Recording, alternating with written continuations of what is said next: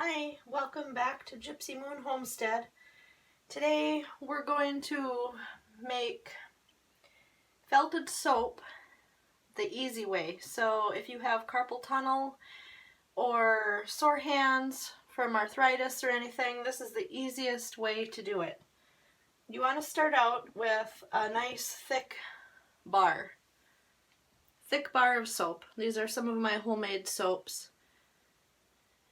because you're going to lose a little bit when you do the felting process.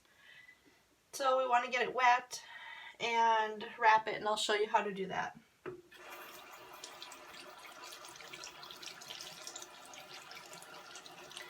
So we want to wrap the long way.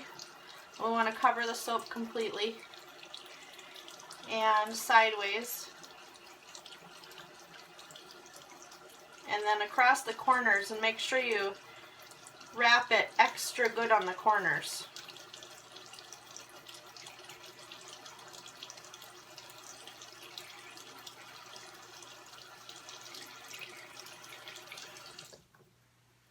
So it should look like this.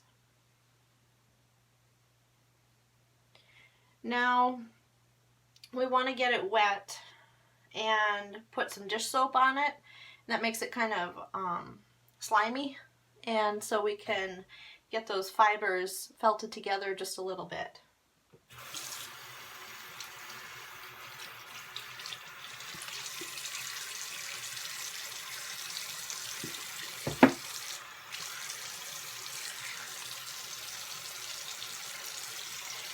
So you just want it to be just kind of slimy, so everything is smooth and you're not catching any of your fibers. Okay, so then what we do is take an old pair of pantyhose. In this case I have a new pair here, and you cut the leg off.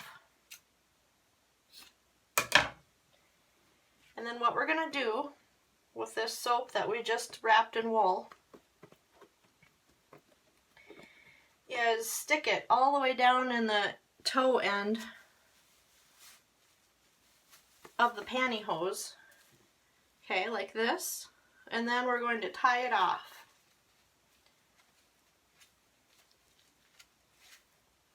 Okay, so that's ready for felting.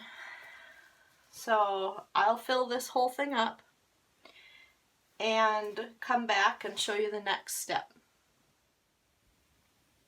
Okay, so as you can see here, I got the whole pantyhose filled. And some of these I had brown roving, and then I had little pieces of colored wool that I put in there, and that just looks really neat once you pull it out of the washer. We're going to go to the washer next, and I'll show you what we need to do. Okay, so all we do here is we just throw these in the washer, and we turn on the washer and let it wash, but only for 10 minutes. We don't want this to soak or spin, we want it to agitate.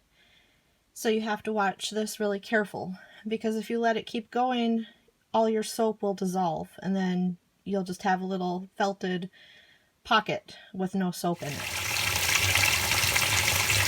You will want to use hot water and the low water setting on your washer. You don't want very much water in here because you want it to agitate really hard, because that's what makes the soap felt.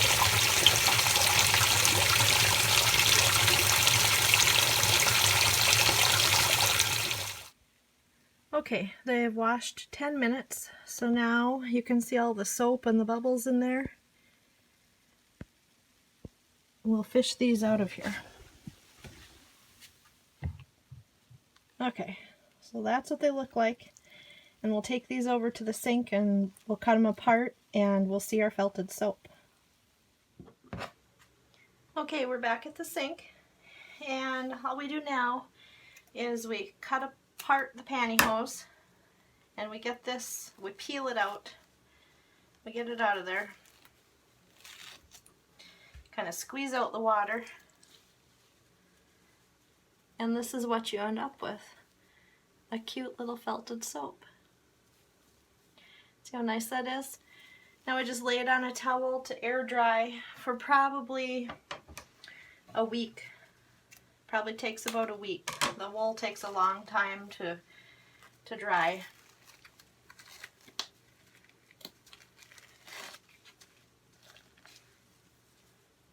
There's another one.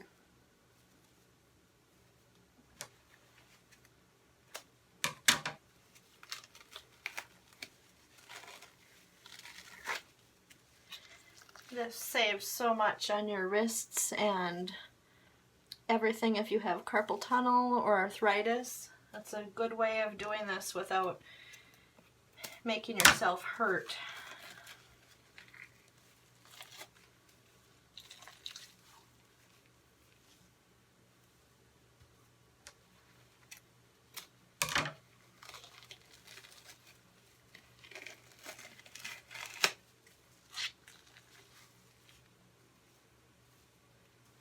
You can use these in the shower,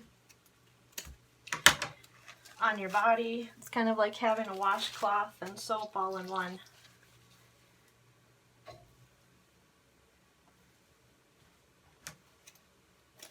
You can give these for gifts. Look at how pretty that one is.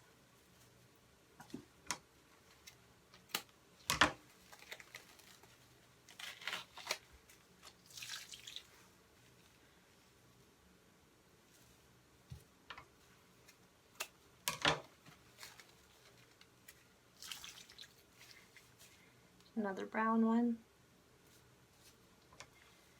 I used brown roving because I have Shetland sheep and most of them are brown, and so when I had my roving made, that's the color it turns out.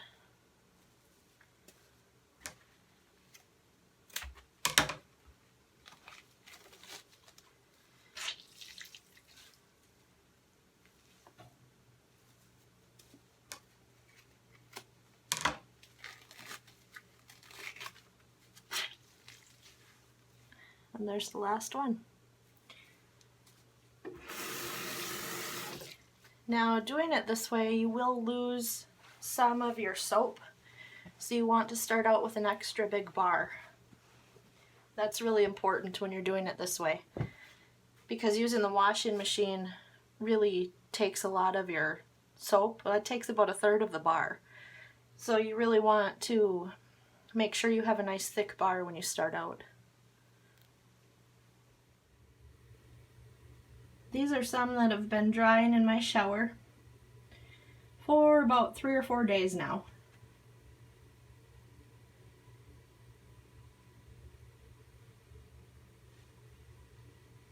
These should be ready to package and sell within just a few days.